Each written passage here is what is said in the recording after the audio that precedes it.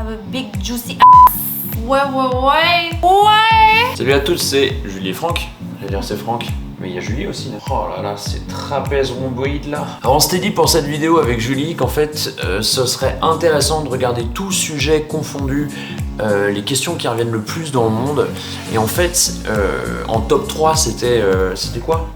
C'était comment résoudre la faim dans le monde. En top 2, c'était comment devenir millionnaire. Et en top 1, du coup, d'après ce sondage-là, c'est comment faire... Ah putain, la chute de merde, quoi. J'ai pas réussi à sortir. Comment gagner des fessiers. Big booty bitches, I got big booty bitches. Et pour finir cette blague toute pourrie, en top 1, c'était comment prendre des fessiers. Ça va être le sujet de cette vidéo.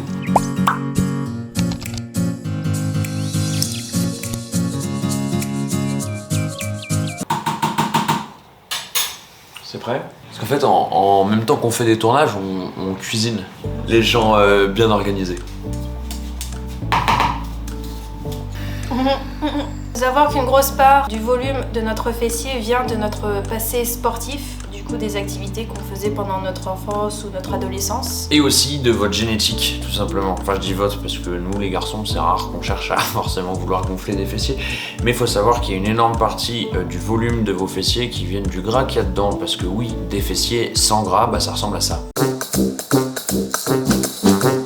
Alors, histoire d'étayer un petit peu tout ce qu'on va dire sur ce qu'il faut faire pour prendre des fessiers, on va s'appuyer sur une étude que je vais vous présenter dès maintenant. Cette étude s'est passée au Brésil, et ça se voit très rapidement avec le niveau des gens qu'il y a dans l'étude, parce que le Brésil, c'est une nation de sportifs quand même. Donc, ils ont pris 24 femmes, ils les ont séparées en deux groupes de 12. Et l'objectif était de voir l'impact du squat sur le volume musculaire au niveau des fessiers et des jambes par rapport à l'impact du hip thrust sur la même chose. Ils regardaient pas que les volumes musculaires, ils regardaient aussi l'évolution de la force en testant les répétitions maximales. Le protocole était assez simple. Le premier groupe de 12 femmes ne faisait que des squats.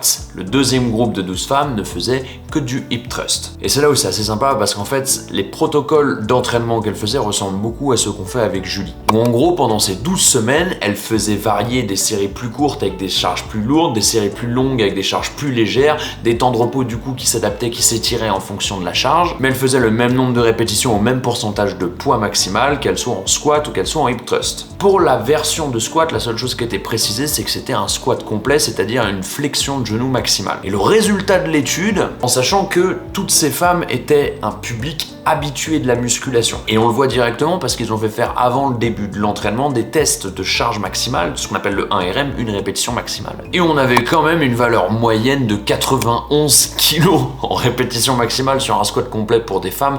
On voit que c'est pas un public de français parce que ce serait clairement pas la moyenne en France. Et la moyenne pour la répétition maximale était de 100 kg sur le hip thrust. Histoire de voir l'évolution de la masse musculaire, les mesures étaient faites par ultrasons. Et en gros, à la fin de cette étude, à la fin de ces 12 semaines, alors en plus que c'est un public habitué, on va dire, du sport, on se retrouve avec les femmes qui ont fait du squat, dont la charge maximale a énormément évolué sur le squat, il y a 30 kg d'écart, a évolué aussi sur le hip thrust alors qu'ils n'en ont pas fait du tout, il y a 15 kg d'écart quasiment, et surtout, ils ont vu une hypertrophie au niveau du quadriceps et ils ont vu une hypertrophie au niveau des fessiers. Et pour vous donner juste des repères, il y en a un qui a une hypertrophie de 7,3%, le quadriceps 7,3% et 3,5%, 3,4% pardon, pour les fessiers. On voit en tout cas que sur ce public-là, ça a plus répondu sur le quad que sur le fessier, mais il y a quand même 3,4% d'augmentation au niveau du fessier, ce qui est vraiment ultra pas négligeable. Et vous allez voir sur la suite.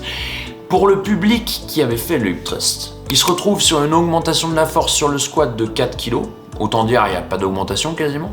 Il se retrouve sur une augmentation de la force sur hip thrust de 19 kg, qui est juste légèrement plus qu'au squat, alors que eux ils ont fait que ça. Et surtout, il se retrouve avec une croissance musculaire qui est égale entre le quadriceps et les fessiers, 1,2% et 1,3% pour les fessiers. Vous vous rendez compte? Autant, c'est-à-dire un tiers de ce qu'on a obtenu avec le squat pour les fessiers. Donc ce qu'on peut voir en fait de cette étude, c'est que d'un côté il y avait le squat et d'un côté il y avait le hip thrust, que les charges étaient quasiment similaires entre les deux, c'était à peu près les mêmes charges au même moment à chaque fois et par rapport au même nombre de répétitions, et que pourtant on a eu un gain qui était bien plus important sur le squat que sur le hip thrust. Et encore, on a regardé que 2 muscles. Mais si on avait regardé l'intégralité du corps, ce serait juste incomparable. Mais on peut faire le lien directement avec ce que fait Julie. Comment tu t'entraînes toi en ce moment? Du coup, en ce moment, par semaine, j'ai 2 séances par groupe musculaire.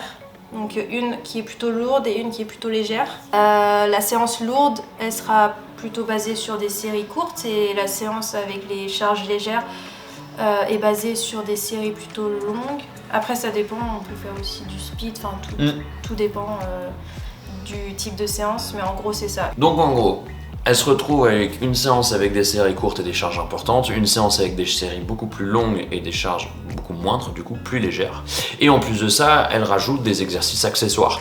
Alors, ce qu'on appelle exercices accessoires, c'est juste que c'est pas des exercices fondamentaux, c'est pas directement juste un squat simple.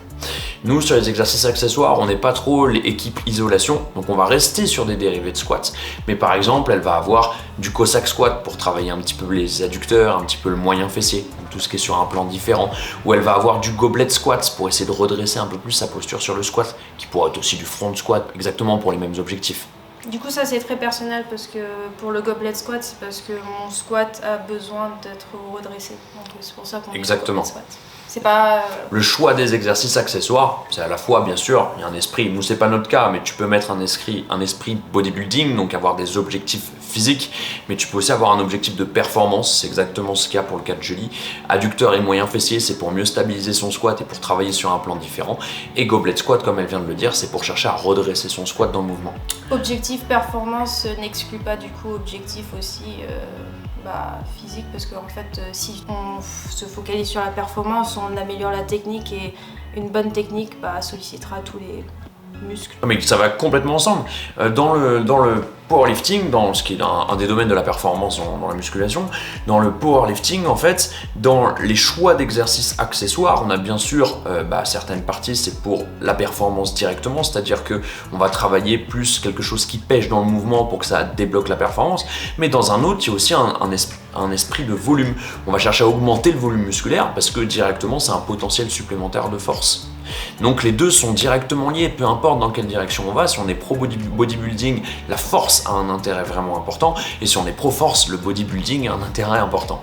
Donc dans les deux cas, ça va ensemble. Et en fait, après l'évolution de son plan d'entraînement, tout simplement, c'est qu'on va faire évoluer progressivement les charges de travail sur les mouvements fondamentaux. Sur les mouvements accessoires, c'est plus du volume qu'autre chose, donc on les fait pas trop évoluer.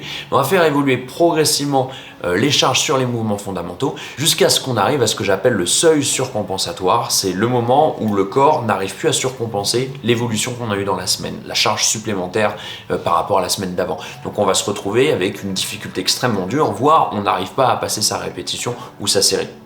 Et à partir du moment, donc ça souvent ça met peut-être 8 semaines à s'installer, à partir du moment où on arrive à ce seuil surcompensatoire, ce qu'on va faire c'est qu'on va changer le stimulus. On va venir réabaisser les charges, changer le nombre de répétitions, changer les exercices accessoires pour repartir sur une deuxième surcompensation en essayant de conserver les acquis qu'on a eu. Mais très important, on redescend un peu l'intensité. Donc en fait, le message vraiment important qu'on voulait vous transmettre dans cette vidéo, c'est que ce soit pour les fessiers, que ce soit pour les jambes, que ce soit pour les pecs chez les mecs, peu importe pourquoi, c'est pas la diversité des exercices, c'est pas l'aspect farfelu, gris-gris en choisissant des exercices qu'on n'a jamais vus qui va vous faire évoluer.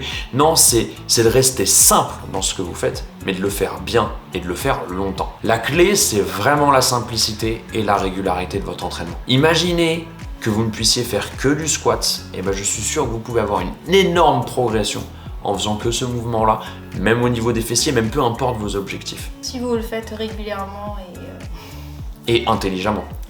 Alors que vous pouvez faire 150 exercices différents, vous n'aurez peut-être pas la même évolution qu'en utilisant que ce mouvement fondamental-là. Donc on résume, pour gagner des fessiers, le mouvement principal, les squats.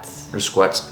On va chercher à faire évoluer sa charge, évoluer son nombre de répétitions et pas rester comme ce qu'on voit tout le temps en salle sur du 4x15 pour mesdames et vous faites ça ad vitam aeternam tout le temps où vous êtes en salle. Faire évoluer, je vais vers descendre mon nombre de répétitions pour augmenter ma charge, puis au contraire je vais faire redescendre ma charge pour faire évoluer mon nombre de répétitions. Ne pas avoir peur d'aller sur des choses qui sont considérées comme pour les mecs, par exemple du 3 reps, ce qu'elle a l'occasion de faire, là sur du 4 en ce moment par exemple. Donc des répétitions très basses avec des charges très importantes.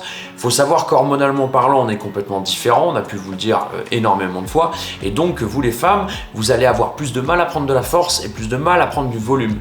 Et donc justement, c'est des choses à travailler en supplément par rapport aux garçons, parce que nous ça va être un petit peu plus simple, même si c'est pas une chose facile non plus. Mais du coup, c'est très intéressant pour vous d'aller explorer la force et d'aller explorer des protocoles d'hypertrophie qui en sont vraiment. Vous inquiétez pas, genre du 8 reps par exemple, ce qui est le bas de l'hypertrophie, c'est quelque chose de très intéressant pour vous et ça ne va pas vous donner un corps d'homme, encore une fois. Les réponses esthétiques à l'entraînement dépendent de votre système hormonal et pas de l'exercice que vous faites. Si vous le faites de la même manière, un homme et une femme ne va pas répondre de la même manière. Typiquement, Julie et moi, on s'entraîne exactement pareil. On fait pas exactement les mêmes exercices accessoires parce qu'on n'a pas les mêmes côtés qui pêchent, on n'a pas les mêmes points négatifs dans nos mouvements. Maintenant, on s'entraîne exactement avec la même logique d'entraînement, les mêmes mouvements fondamentaux et les mêmes pourcentages de charge maximale. Et pourtant, elle ressemble toujours pas à un homme. Si vous voulez une autre raison pour vous entraîner et faire des squats et plutôt vous focaliser sur la simplicité des mouvements, améliorer votre technique, etc., sachez que du coup, ça va augmenter votre métabolisme, équilibrer vos hormones, tout ça, tout ce que notre corps aime bien, donc ce qui vous permet de manger plus, brûler plus au repos, manger pour avoir plus de fesses, enfin tout quoi. Genre imaginez une vie où vous pouvez en fait juste vous entraîner parce que ça vous fait du bien et ça vous permet d'évoluer. Et une vie où vous pouvez manger beaucoup plus et maintenir un physique et vous entraîner et progresser, enfin tout ça. Voilà. C'est très important, le point sur lequel aussi elle a mis le doigt, c'est que notre corps est très binaire et si vous êtes en ce moment en train de vous restreindre au niveau de l'alimentation, il ne faut pas espérer prendre de où que ce soit, ni en muscle ni en gras, puisque le corps est très binaire là-dessus, hors cas ultra exceptionnel, vous n'allez pas prendre en mangeant moins. Et en mangeant moins, vous allez avoir moins d'énergie, vous allez avoir moins de force à la salle, enfin tout est lié en fait. Ça c'est le sujet complètement d'une autre vidéo, mais en gros retenez ça, c'est que il faut manger pour avoir des fesses, voilà. Et squatter. Bon, sinon, si jamais vous avez besoin d'aide dans cette démarche-là, que ce soit le côté alimentaire ou le côté sportif comme d'habitude, vous nous envoyez un petit message. On espère que cette vidéo vous a plu. On espère que ça changera quelques petites choses dans votre quotidien. N'hésitez pas, si c'est le cas, à mettre un petit pouce, à lâcher un commentaire, à partager et surtout à vous abonner, ça fait plaisir. Et puis nous, tout simplement, on vous dit à mercredi prochain. Salut tout le monde.